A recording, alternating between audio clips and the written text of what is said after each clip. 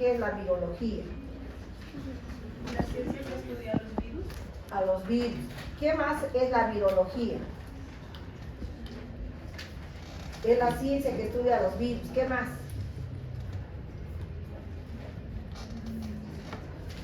Forma de infección.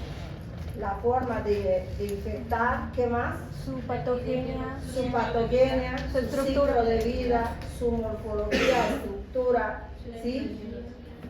¿Qué más estudia?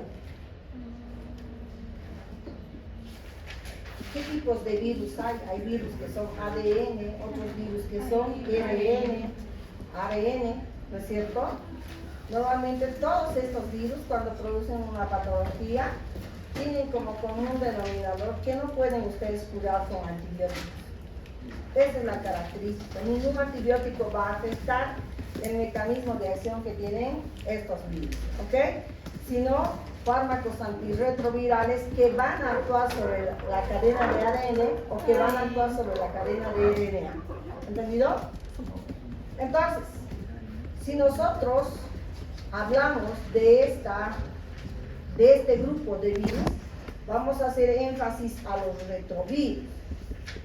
¿Qué son realmente los retrovirus? Son un tipo de virus que pertenecen a la familia retroviridae. ¿Cuál es la característica principal que tiene esta? Es que su genoma, eso quiere decir su código genético, está constituido por ARN en lugar de ADN. Eso quiere decir que el núcleo de estos virus tiene RNA, porque nuestro genoma de nosotros los humanos tiene ADN. Por eso somos idénticos a nuestros papás. ¿Ok? Entonces, esa es la característica de los retrovirus. En cuanto a la estructura de los retrovirus, cuando hablamos del código genético, es que hay que mencionar que cada código genético que va a estar relacionado principalmente por la característica infectante que va a tener sobre la célula huésped, ¿no? Es que esta cadena de RNA, cuando ingresa al huésped, se transforma en otra cadena de ADN. Eso quiere decir, al ingresar al núcleo de una célula humana, lo que hace es infectar y cambiar esa información genética. De eso nace la parte de lo que son las malformaciones congénitas. ¿Se dan cuenta? Cualquier virus que ataca durante las 3 primeras semanas del embarazo puede producir modificaciones a nivel del sistema nervioso, a nivel de lo que es el sistema cardiovascular, porque están en esa etapa de embriogénesis. Eso quiere decir que es donde se están formando los principales sistemas que van a comandar prácticamente nuestro código humano. Por tanto, cuando estos virus ingresan al huésped, en este caso que contiene su núcleo ADN, lo que hace es cambiar a esta doble cadena de ADN por una cadena de RNA. A este cambio se conoce como provirus. Y para poder reproducirse este provirus dentro de la célula, tiene que prácticamente intercambiarse entre estas dos cadenas de ADN. Entonces, la estructura de un retrovirus normalmente va a estar constituido principalmente por una cadena, fíjense su núcleo, por lo que es una cadena de ARN. Tiene una superficie transmembranal y dentro del núcleo existen integrinas, nucleocápsides, ¿no? La parte de lo que son las proteínsinasas y prácticamente la parte de lo que son las retrotranscriptasas inversas que están a este nivel. Entonces, la estructura genómica de lo que es un virus, un retrovirus, normalmente va a estar relacionado con dos retrovirus. Un retrovirus que es simple y otro que es complejo. Un retrovirus simple contiene la parte de lo que es la poligestiquinasa, ¿no? O lo que es la GAC 550. Normalmente estas, cuando se fusionan con una GAC POSI, cambian de ser simple a una estructura compleja. Por tanto, los retrovirus van a clasificarse en 4 grupos importantes o 4 subfamilias. El Oncoviridae del grupo B, C y D, el grupo Lenteviridae, el Supraviridae, el virus y el grupo de los virus endógenos, que son estos, que prácticamente van a atacar la parte de lo que es el sistema inmunológico. Por tanto, el grupo Oncoviridae está asociado, fíjense, al diagnóstico de cáncer, al diagnóstico de trastornos digestivos. Oncoviridae del grupo B normalmente se caracteriza por tener una nucleocápside que es excéntrica, que está prácticamente fuera de lo que es el núcleo del virus. Por tanto, este va a producir más patogenicidad dentro de lo que es un virión maduro. Y normalmente cuando los científicos realizan experimentos en ratas, son estos virus los que van a utilizar especialmente ¿para qué? Para medir la calidad del fármaco que están fabricando, ¿sí? Por tanto, estos, si no son compatibles con el genoma de esa rata que han inoculado, pueden producir cuadros de tumores, ¿no? Que van a afectar prácticamente la vida de ese animal. Los oncoviridaes del grupo B también tienen una nucleocápside, pero que es central y que se encuentra dentro del virión maduro. Ahora, existen virus denominados linfotropos T humanos, en donde está la HTLV1 y la HTLV5, los virus del sarcoma de Rous, o llamados también el virus de los pollos. ¿Se acuerdan que había una vez una enfermedad de los pollos que no hemos comido gallinas durante un buen tiempito? Esto es lo que han provocado esa enfermedad. Por eso que actualmente se les cría a los pollitos con estrógenos, ¿no? Para que puedan crecer más rápidamente y nosotros después comer a esos pollitos. Los oncoviridaes del grupo T tienen una nucleocápside, pero de forma cilíndrica. Estos normalmente forman parte de lo que es los virus del monos, el masón, el virus Peyser, ¿ok? El grupo Lenteviridae se caracteriza por producir una enfermedad que progresa de manera lenta y que se va a caracterizar ¿por qué? Por producir trastornos neurológicos, trastornos de inmunosupresión y normalmente al igual que los grupos de los Oncoviridae B y D, B y C, estos también tienen una nucleocápside que es cilíndrica, pero de tipo D. Estos son característicos del virus de la inmunodeficiencia humana, el VIH. Por tanto, entonces, también podemos encontrar en algunos animales, como a nivel de lo que son las ovejas. En estas se denominan virus Bismarck. Estos también pueden estar relacionados con aquellos virus que normalmente producen patologías inflamatorias, como la artritis reumatoidea, ¿no? La parte de lo que es la encefalitis caprina que se produce en la cabra. El grupo Supravirinae no provoca un cuadro clínico, sino una citopatología coagulada. Por tanto, entonces, esta citopatología vacuolada es característica, espumosa, y se caracteriza principalmente porque está constituido por complejos que van a necesitar proteínas complementarias para poderse replicar, ¿ok? Y los virus endógenos normalmente son una consecuencia de quienes, principalmente lo que son los retrovirus en el genoma humano.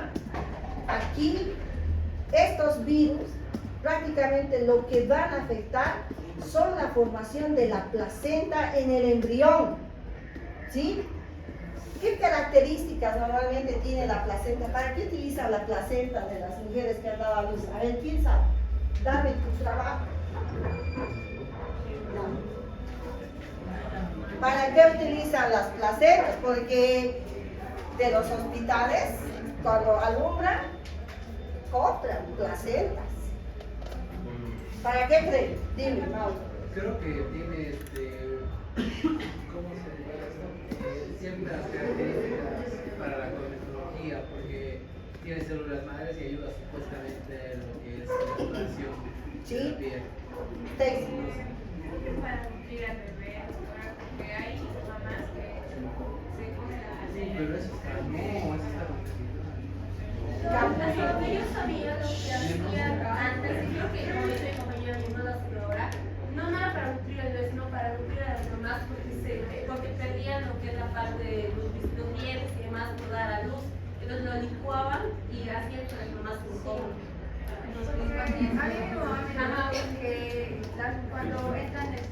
Cuando la placenta es para aquellas mujeres que entran en una depresión postparto. Entonces, algo así me dijo, que mi mamá me dijo que su placenta de ella lo hizo encapsular. Una característica que tiene, les ha debido de hablar el docente de genética, es que la placenta tiene una hormona, la hemoglobina colónica humana, ¿no? Y a partir de esa hemoglobina, de esa hormona, normalmente nosotros vamos a poder regenerar la piel. Las estéticas, las fábricas donde realizan las cremas, los labiales, ahí sus juices, sus cutex para sus esmaltes de sus uñas, normalmente utilizan los componentes de esta hormona coriónica humana para especialmente hacer desaparecer la parte de lo que son las arruguitas, ¿no? Por ejemplo, el vernix gaseoso, que normalmente tiene el recién nacido al nacer, tiene un sebo acá, nosotros llamamos como cuernos de búfalo o cuello de búfalo, que normalmente cuando al recién nacido se lo saca y lo hermano normalmente se ha llenado de pecas, de melasma la carita, agarramos, le colocamos como cremita ese vernix gaseoso que tiene el bebé, y es como cuando ustedes agarran la carpicola y se echan en el dedito y se salen, ¿eh? Así agarran y el melasma se sale. Ese vernix gaseoso también sirve para hacer desaparecer cicatrices, las queloideas, ¿no? A una época, me acuerdo cuando era estudiante todavía de primer, segundo año de medicina, las enfermeras venían esos frasquitos de penicilina en 500 bolivianos, 1000 bolivianos, hasta que les han pillado y ya no les han dejado sacar, ¿no? Entonces ahora como mamá, por ejemplo, si tú quieres, porque no se les baña inmediatamente a los bebés, entonces mientras a tu bebé te lo traiga, agarras una franelita, lo sacas en la franelita y lo guardas para colocarte y te quedas sin melasma. Esa es una buena forma de hacer desaparecer hasta las arruguitas. Las enfermeras por eso tienen la carita bien brillante, porque agarran y ese es su tratamiento. Entonces, hay que saber para qué sirven este tipo de tratamientos. Entonces, el ciclo de replicación prácticamente de lo que son los retrovirus, hemos dicho que comenzaba ¿en dónde? En el núcleo, ¿no es cierto? A partir de lo que es una cadena de ADN, ¿no? Que normalmente cuando esta tiene que infectar a una célula humana, esta se convierte en doble cadena. Lo mismo, debe suplir a esta parte de lo que es, ¿no? Esta cadena simple de ARN por esta cadena doble de ADN y cambiar esta información genética, ¿no? Producir una translocación de lo que es la información genética, ya que los cromosomas durante esta están en la fase mitótica, ¿no es cierto? Pueden tener un brazo corto, un brazo largo, pueden tener una metámera, ¿no? Y prácticamente producir malformaciones a este nivel. Entonces, existen varios genes principales. Normalmente a nivel de los retrovirus existen 3 genes principales: el GAC, el POL, el V y el ONCO-C, ¿no? El GAC y el POL tienen la misma característica, ¿es cierto? Normalmente van a encontrarse a nivel de lo que es la superficie, ¿no? De lo que es el virus, ¿no? El POC dentro de lo que es el núcleo, ¿no? Y prácticamente el MBC y el ONCO-C también a este nivel. Entonces, ¿cuáles son las características generales que tienen prácticamente estos retrovirus? Ya hemos dicho, vamos a repasar. Es un virus ADN, tiene una doble envoltura, con una cadena más gruesa, ¿sí? Una envoltura que va a estar constituida por glucoproteínas y posee un extremo en el quinto anillo y otro en el tercero, ¿no? En forma de poliadenidad. Entonces, fíjense, para estos tres grupos de virus, ¿quién es el huésped? Para los oncovirus B, C y D, el hombre. Son las aves y son los mamíferos. Para los lentivirus, el hombre, ya que produce un virus VIH1, VIH2, los mamíferos, y para los espumavirus, todas las especies. ¿Qué propiedades biológicas tienen los oncovirus? Hemos dicho que son productores de cáncer, tumorogénesis, ¿sí? Malignización.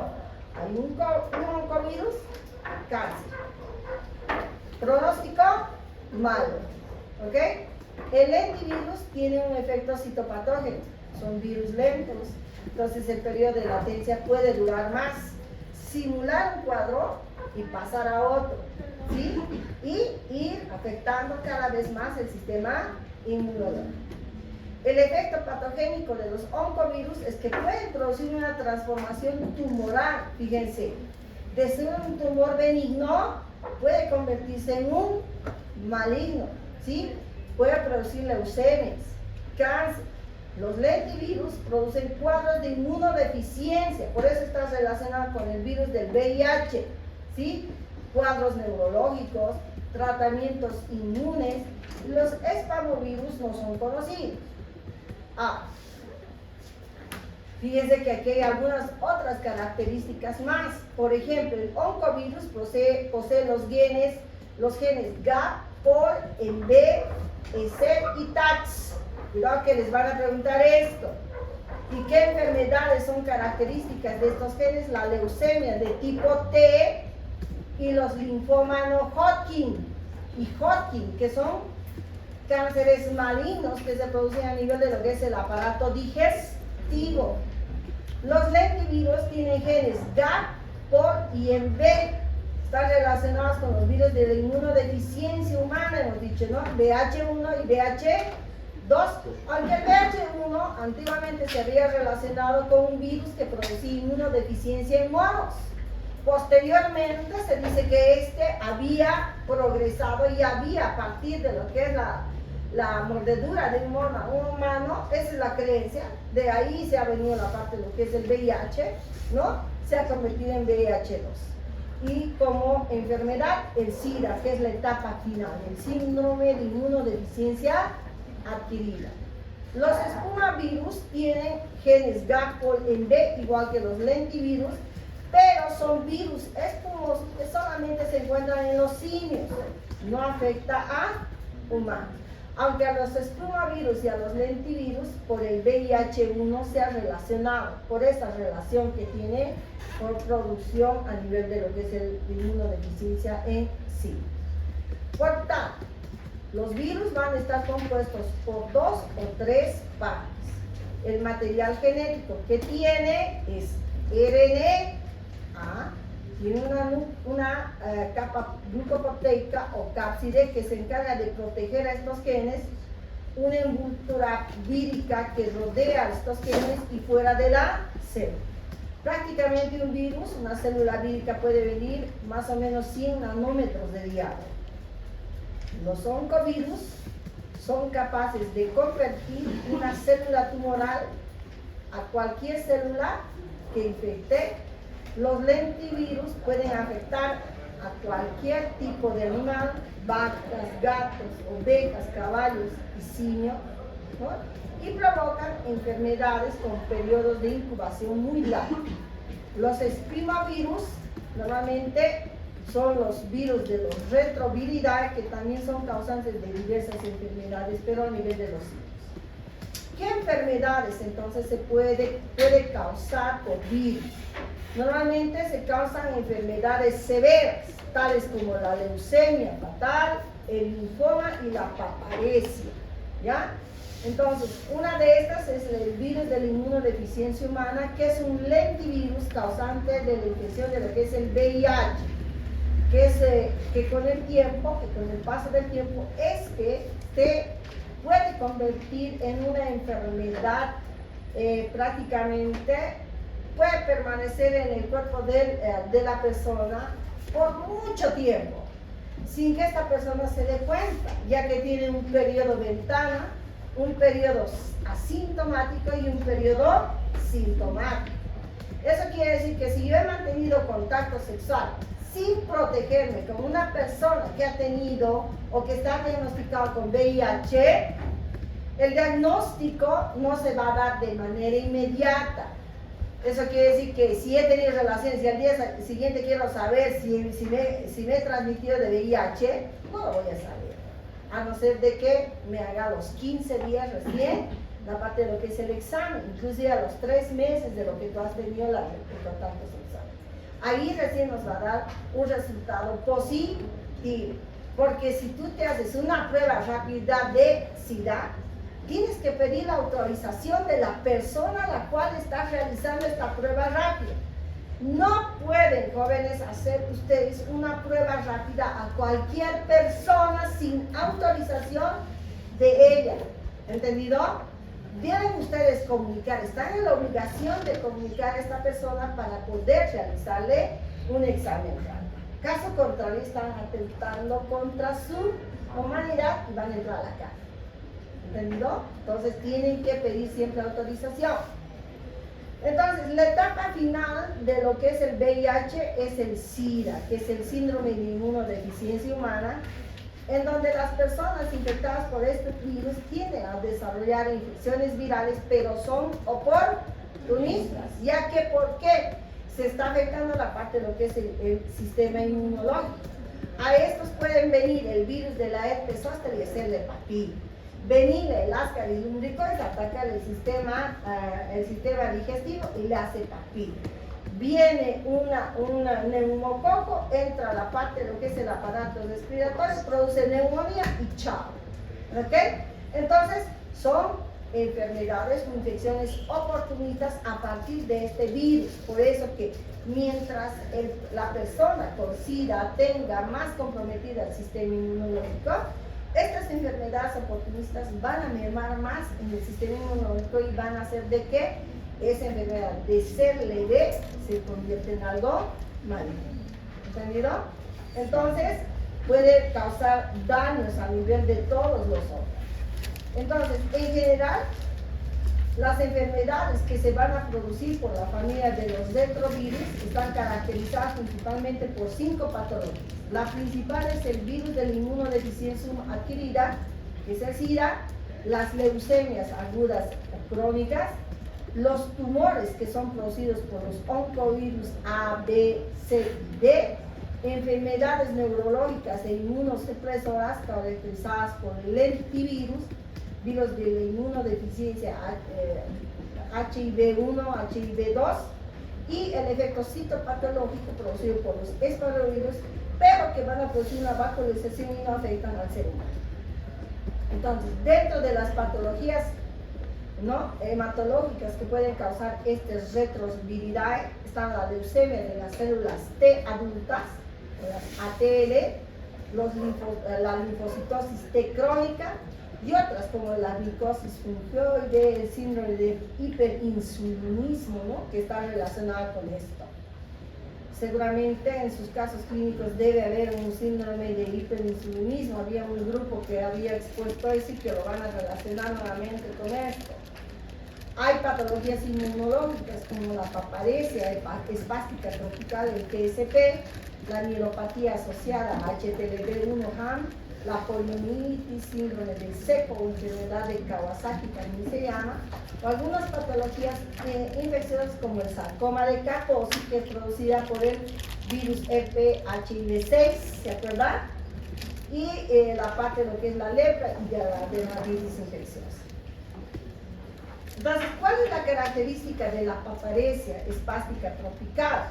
La transmisión normalmente se produce por el virus HTLV1 y ocurre a través de 3 vías: la sexual, la de la lactancia materna y por vía placental, de madre a hijo, y también puede producirse por transfusión de sangre.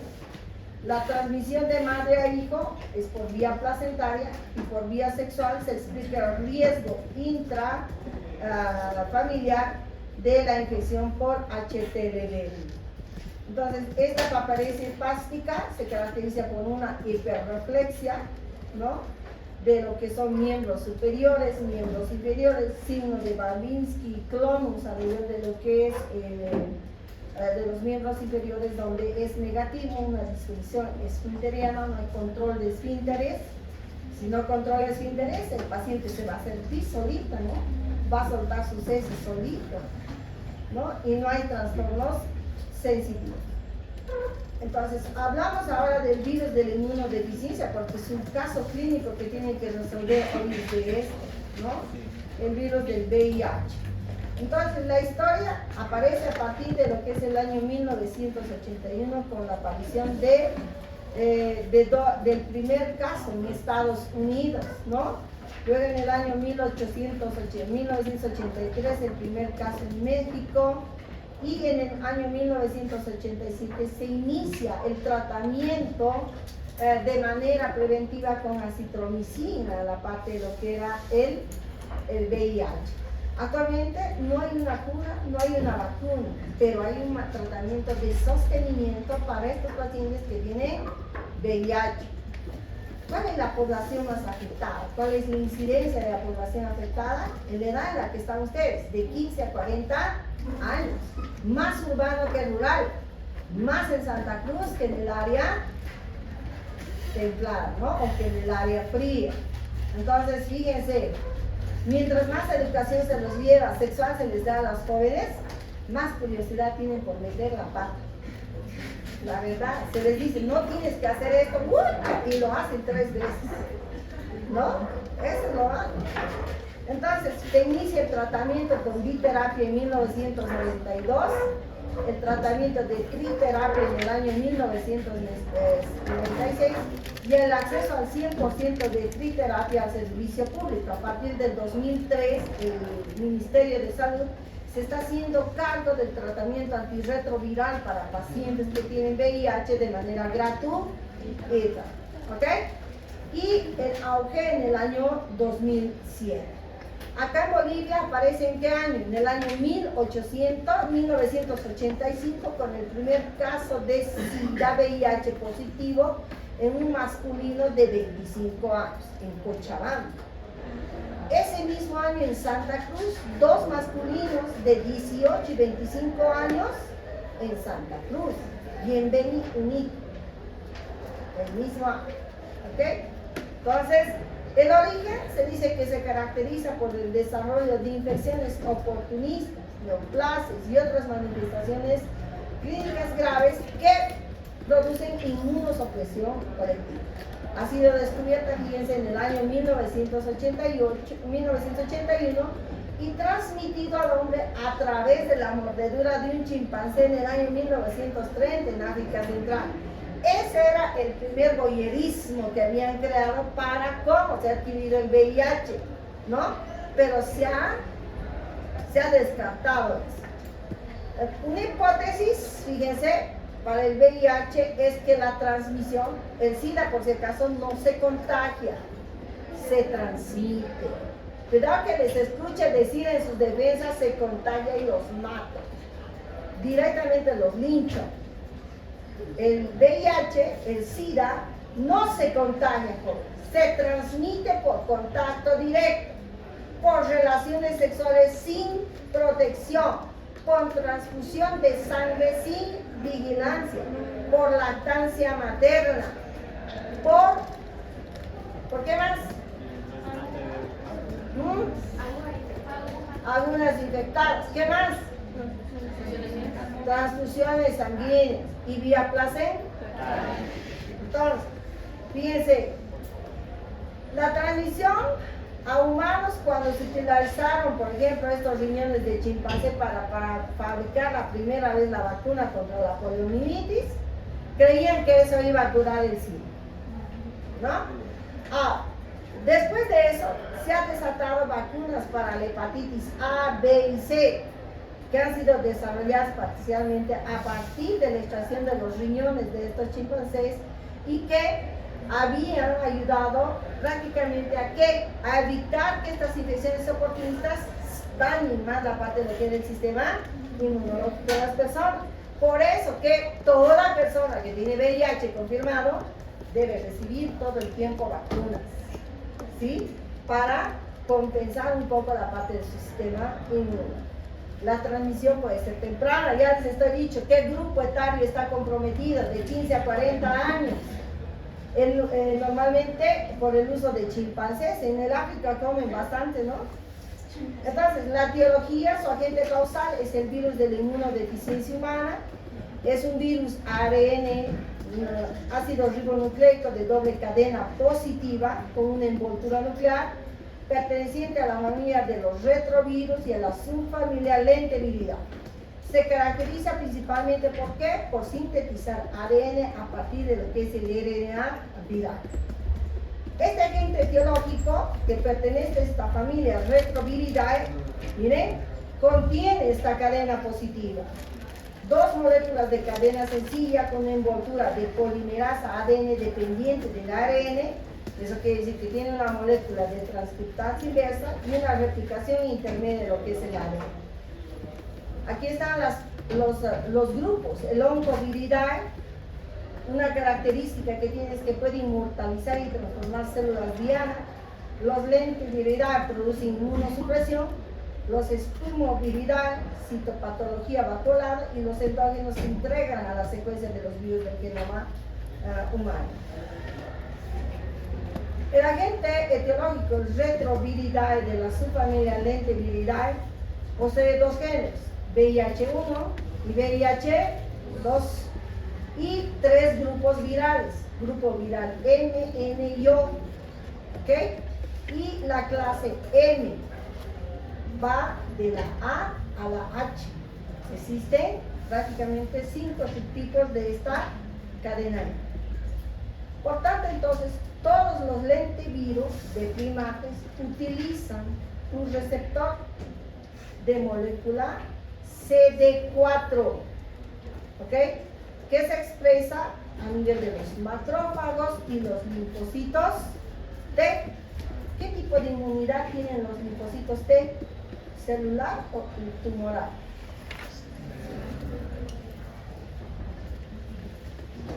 Tienen los linfocitos T. ¿Celular o tumoral? ¿Ya?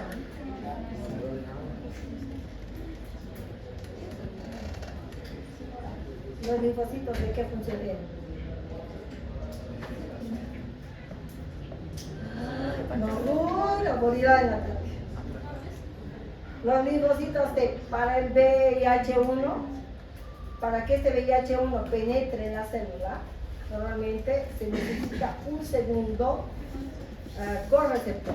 En este caso utiliza al CD4, ¿no? Para producir una fusión con la membrana celular, y por tanto este primer lugar donde se está uniendo, nos está fijando el CD4 a este correceptor, va a estar relacionado principalmente con esta molécula, con el GAP41, que va a producir una activación de la fusión con lo que es la membrana y los receptores de lo que son las quimiosinas cuando actúan en los segundos receptores para el VIH. Cuando este genoma, ¿no?, se libera hacia el citoplasma, se inicia una fase precoz de replicación de la transcriptasa inversa que va a utilizar el ADN complementario. Este ADN complementario contiene una cadena de ADN negativo, ¿no? Y por tanto la transcriptasa actúa igualmente sobre una ribonucleasa, degradando esta parte de lo que es el genoma de ARN, y luego sintetiza una cadena positiva de lo que es el ADN. Dentro de las características generales que tiene esta molécula está que es una partícula esférica, tiene un diámetro de 80 a 120 nanómetros, ¿no? Contiene una cadena de ARN que mide 9.2 kilobytes y codifica 9 proteínas. Tiene especial predilección por los linfocitos CD4. En su superficie vamos a encontrar el GAP120, el GAP41 y la proteína P17, que es la matriz. a la cual se van a integrar lo que son las integrasas, las proteasas y la transcriptasa inversa que va a contener el ARN. La morfología es que sus componentes, miren, contiene esta envoltura externa con una capa de proteínas internas y una nucleocápside que está envolviendo el genoma del virus. Su cubierta presenta varias y numerosas espículas en la superficie, ¿no? Que van a estar formadas por dos tipos de proteínas, el GAP120 y que normalmente es una glicoproteína externa, y el GAP410 que es una glicoproteína transmembrana.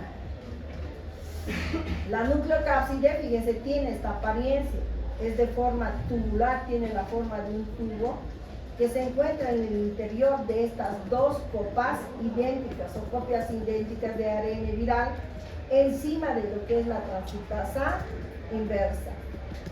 Entonces, la morfología de lo que es el virión o lo que es el virus del VH1 contiene una membrana lipídica con proteínas GAP120 y GAP410, una nucleocápside que va a contener la doble cadena de ARN.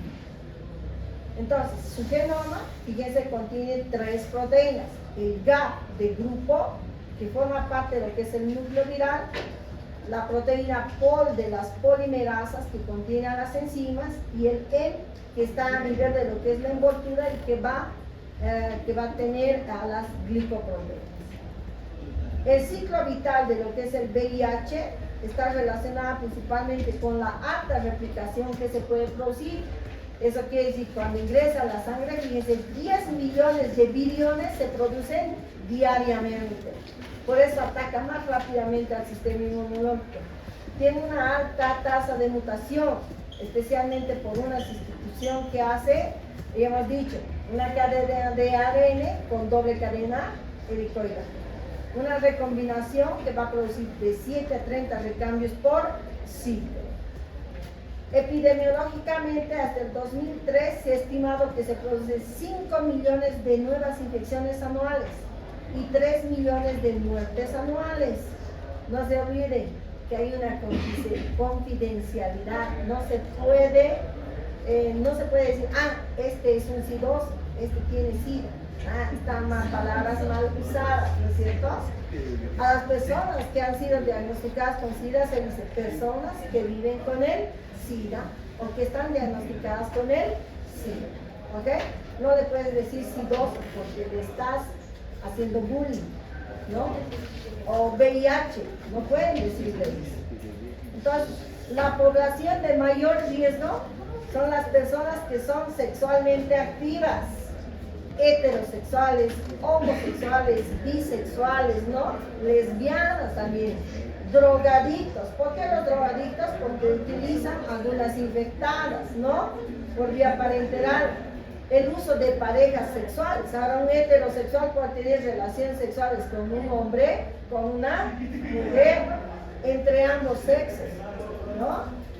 Los recién nacidos de madres que son positivas al VIH, es una pena ver ustedes en el maternológico, van a ver ustedes en el pediátrico varios niños que tienen VIH. Nacen con ositos demasiado frágiles cuando nacen. Y todo un virus, desde que viven, desde que nacen hasta que mueren, ¿cuánto tiempo le dan de vida a ese niño que ha nacido con VIH? ¿Cuántos años? Más o menos, porque no llegan a la adultez, llegan hasta más o menos los 15 años, 12, 15 años y chao, se mueren, ¿no? Porque como su sistema inmunológico desde que ha nacido ha sido deprimido, entonces a medida que va creciendo ese sistema inmunológico no tiende a madurar, entonces tiende más bien a bajar, ¿ok? Entonces, profesionales sanitarios, en la situación en la que están ustedes, que pueden tener, son personal de riesgo y que por estar en una cirugía, por ejemplo, de los cirujanos, 9 de 10 cirujanos se transmiten de VIH, por más que esté protegido, por más que tenga normalmente elementos de bioseguridad, a la hora de ponerte en contacto con la sangre del paciente mientras tú estás operando, porque es el caso de ustedes hoy día, lo han debido de leer ya, hay mucho problema para que la persona, el personal de salud, el hecho de que coloque inclusive un inyectable la enfermera o tome una muestra de sangre, sin que, porque pues, la persona que viene al hospital no viene pues, con su letrero que diga, tengo SIDA, ¿no? Entonces, obviamente te expones a eso como personal de salud, ¿ok? Entonces, ¿dónde vamos a encontrar el virus? En tres elementos. En la sangre, que está contaminada por virus, en el semen de los varones y en las secreciones vaginales de las mujeres. ¿Ok? Ahora, ¿qué probabilidad de transmisión del VIH y de qué factores va a depender? Depende de 4 factores, de las vías de transmisión, que puede ser sexual, por transfusión sanguínea, puede ser por intercambio de agujas como los drogadictos que les ha indicado, o especialmente durante el embarazo.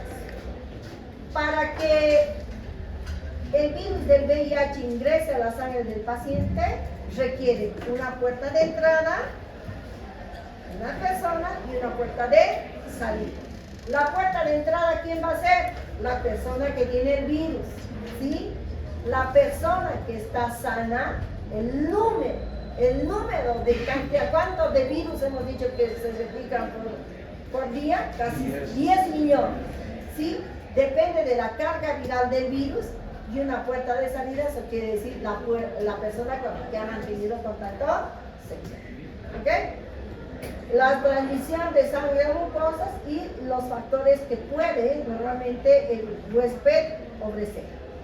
Entonces, se ha reconocido que la primera vez en Estados Unidos apareció por primera vez en el año 1981. ¿Qué cantante estaba comprometido con VIH?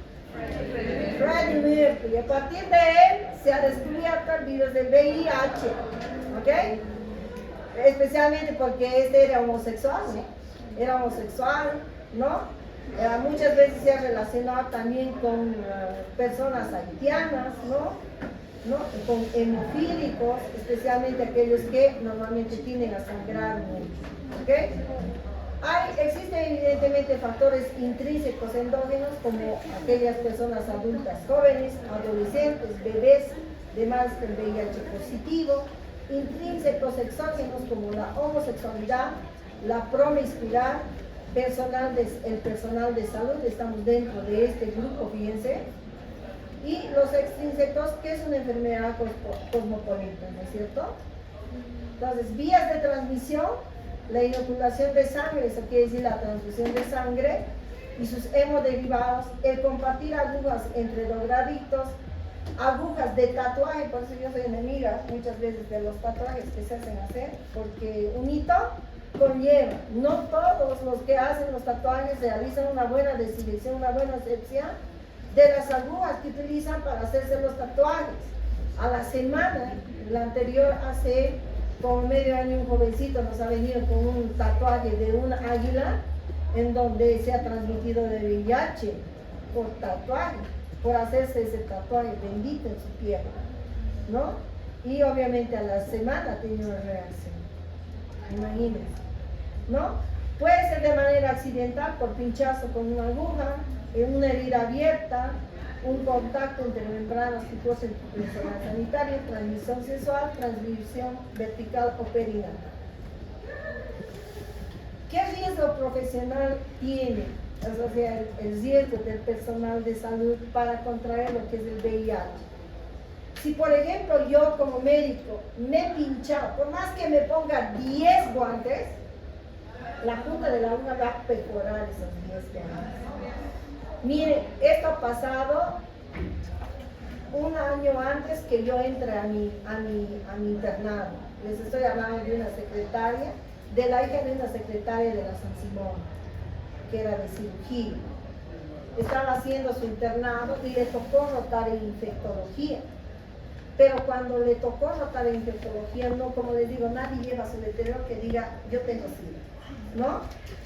Fue porque los internos, cuando ustedes entran en internado, tienen la obligación de sacar las muestras biológicas a los pacientes. Les dan un horario y un tiempo para presentar. Entonces, ¿qué pasó? A ella le tocó el turno, pero en ningún momento le habían dicho que era un paciente procedente de Chapare con diagnóstico de VIH. ¿Qué ha pasado? Ha sacado la sangre y al sacar la sangre, para su mala suerte, ha agarrado y ¡chip! Se ha pinchado con guante. La mamá se quería morir, imagínense, su única hija mujer y que le haya pasado eso. Entonces la chica, luego de haber sacado sangre, han indicado que era VIH positivo y casi muere. ¿Qué ha hecho? Ha tomado 1 año de tratamiento antirretroviral para evitar la transmisión de este virus por vía sanguínea. ¿Se dan cuenta? Solamente la esquirla de lo que es la uva había perforado, ni siquiera estaba rasgada la piel de él. Si tú, por ejemplo, estás con el dedito cortado y se te ocurre sacar sangre de cualquier persona, puedes transmitir cualquier enfermedad. Nadie está exento de poder. Y estos son los pinchazos que normalmente se hacen de manera accidental y que va a ir en aumento. Ahora, antiguamente estaba en el 0,3%, ahora está ya en el 5%. Está subiendo. Porque no hay estos cuidados de bioseguridad que normalmente, por más, como les digo, que ustedes se protejan, siempre va a haber esta situación. No todos utilizamos lentes a la hora de hacer una curación, ¿no? Y deberíamos utilizar lentes de protección. ¿Ok? Entonces, tras la contaminación con mucosas, por ejemplo, el 0,09%, la transmisión a nivel de lo que es el personal sanitario en pacientes que son excepcionales. La transmisión sexual del VIH, el 95% de todos los casos que se diagnostican con VIH está relacionado con este tipo de transmisión. Por no usar un método de protección. Cuando tengo una relación sexual por primera vez, pues tengo que caminar con mi cartucho, ¿ves? Para poder evitar transmitirme de esta enfermedad que posteriormente va a tener consecuencias. ¿Se dan cuenta? En la primera está la cosa. ¿Ya? No es porque son inexpertos, no son tampoco capaces, ¿no? No saben cómo se hace la primera relación hasta que lo prueban. Pero ahí recién se dan cuenta que he hecho a los 5 minutos. ¿Y por qué no me protegí? Y la falta de protección, consecuencia de 9 meses y para toda la vida, ¿no?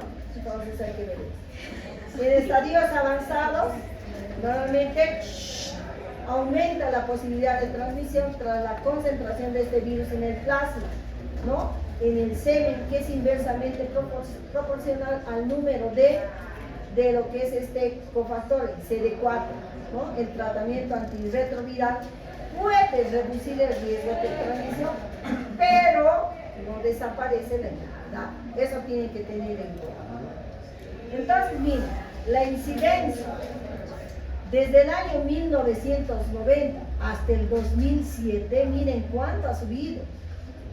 4.04 por 100, ¿no? Entonces, por eso les digo, mientras más educación sexual se les da a los jóvenes, tienen más curiosidad por probar lo que no tienen que probar. ¿Ok? Y el panorama general de la infección, fíjense, está prácticamente en todo el mundo.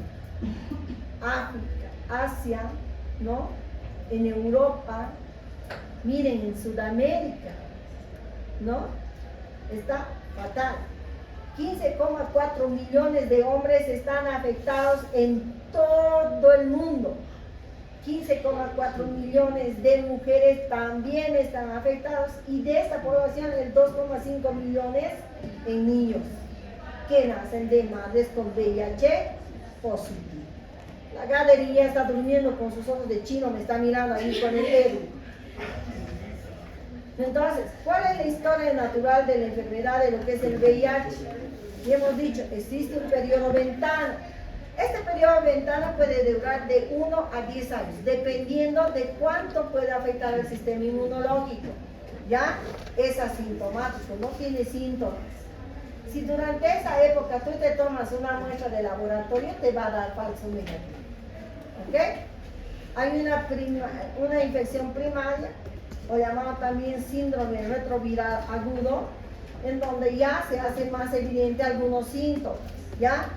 La latencia clínica, que es un periodo asintomático, en donde hay viremia y la presentación de lo que son los anticuerpos, y en la fase sintomática, en donde prácticamente se desarrolla la última fase de lo que es el SIDA, ¿no? Puede pasar entre 10 a 30 años para que prácticamente la enfermedad se manifieste, ¿ok? Entonces, la patogenia de la infección comienza con la molécula CD4 y el receptor de las quimiosinas, las CCRS5, de los monocitos y los macrófagos que se unen a los linfocitos TCD4. Por otra parte, estas células que se expresan en la CD4, la CRXCD4 y la CD4 en el epitelio renal gastrointestinal de los astrocitos cerebrales, van a ir produciendo algunas patologías caracterizadas con el sistema neurológico. Infectan a los macrófagos, infectan las células del Langerhans, y al principio la infección normalmente se caracteriza por un fenotipo ER5. En etapas tardías, este ER5 se convierte en X4, que se replica en los linfocitos T para producir efectos citotóxicos. En la latencia clínica se dice que es un periodo asintomático, a pesar de que hay una replicación del virus, pero las mutaciones durante esta latencia clínica producen formas virulentas del virus con mayor capacidad citogénica, con tropismos celulares alterados, y las formas mutadas del VIH-1 en sus dos etapas posteriores, para producir un amplio tipo de compromiso celular y mayor crecimiento en velocidad. En la deficiencia humana hay una reducción en el número de efectividad de lo que son los linfocitos T auxiliares, los inductores de lo que es los linfocitos CD4, matan a estos linfocitos T CD4 de manera directa. Hay una muerte secundaria de estas células no infectadas durante la fusión celular. Los procesos autoinmunológicos se eliminan al linfocito CD4 por opsonofagocitosis y citotoxicidad, haciendo que la insuficiencia generalizada de respuesta mediada por las células en efecto de producción, de absorción y de actividad polifuncional afecte a la función de lo que son los linfocitos. Entonces, ¿cómo realizo la evaluación de laboratorio para un paciente que tiene infección por VIH? Realizo un recuento de la subpoblación de lo que son los linfocitos TCD4, que evalúa al sistema inmunológico. Hago la carga viral, y les he dicho, depende del número de virus que hay, ¿no? ¿Cuánto será? 10 millones diarios, ¿no?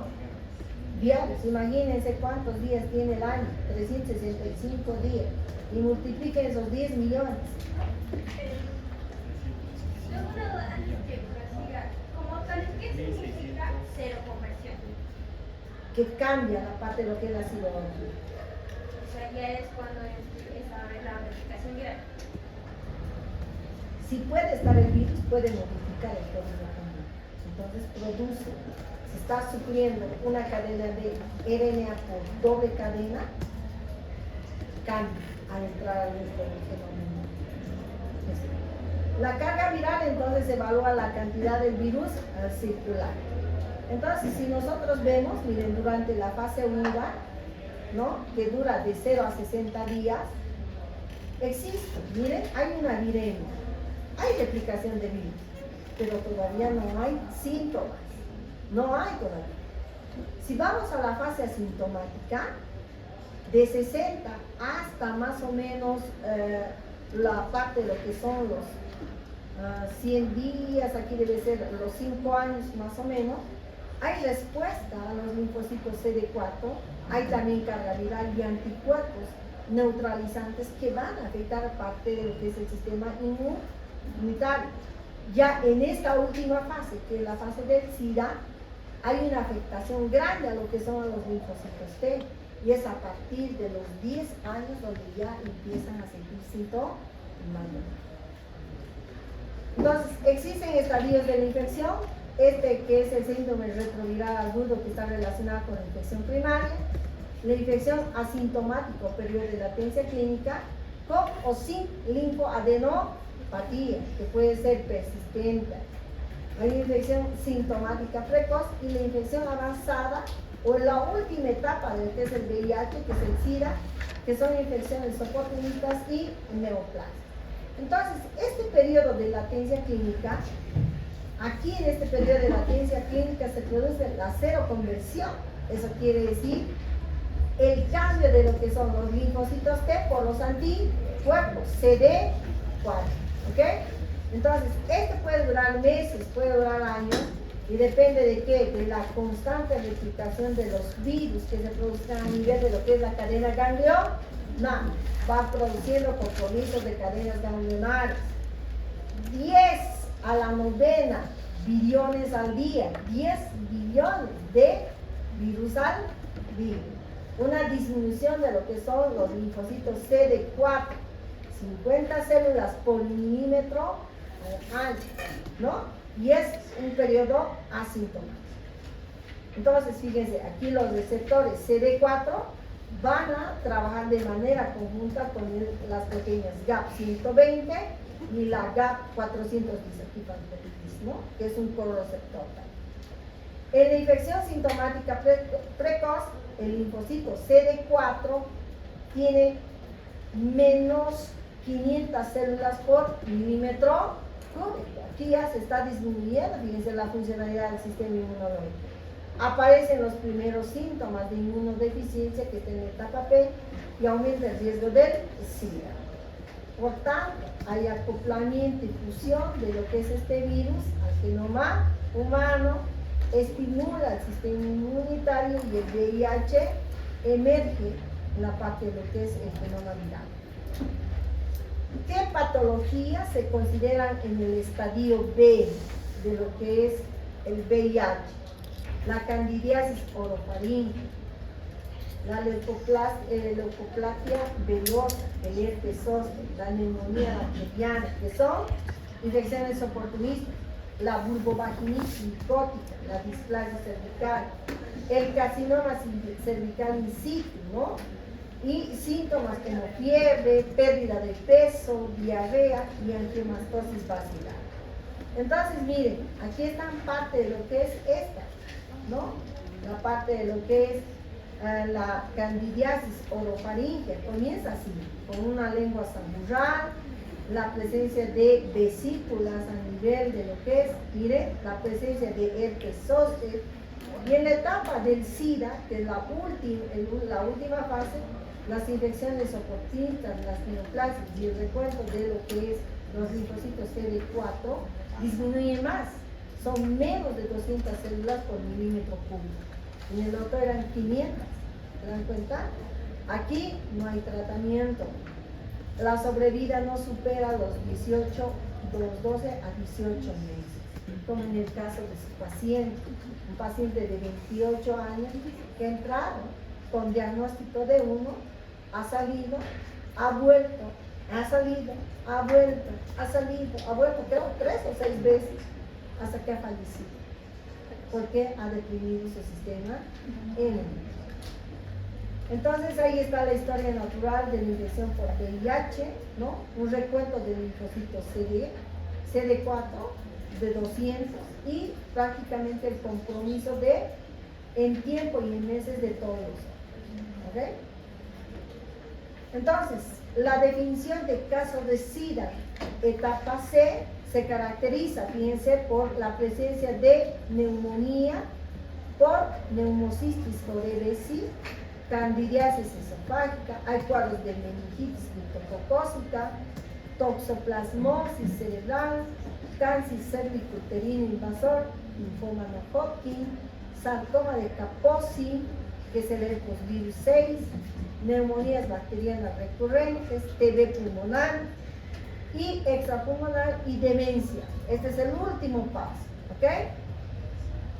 La Pneumocystis jirovecii es un hongo que va a producir disnea, fiebre y tos seca.